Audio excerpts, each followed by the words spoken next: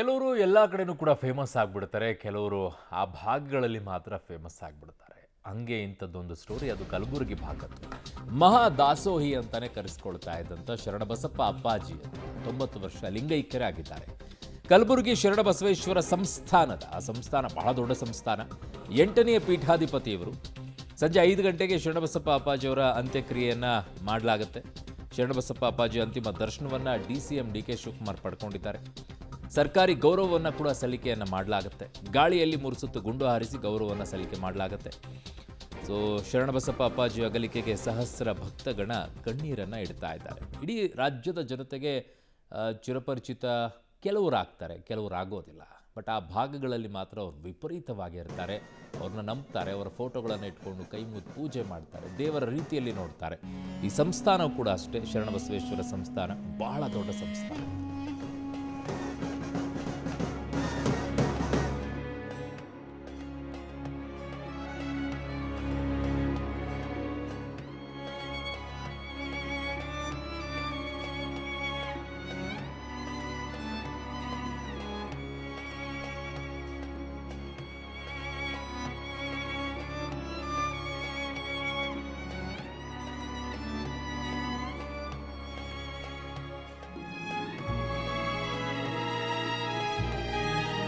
ಮಹಾದಾಸೋಹಿ ಶರಣಬಸಪ್ಪ ಅಪ್ಪಾಜಿಯವರು 90 ವರ್ಷ ಲಿಂಗೈಕ್ಯರಾಗಿದ್ದಾರೆ. ಅವರು 8ನೇ ಪೀಠಾಧಿಪತಿಯಾಗಿದ್ದರು ಕಲಬುರಗಿಯ ಶರಣಬಸವೇಶ್ವರ ಸಂಸ್ಥಾನದ.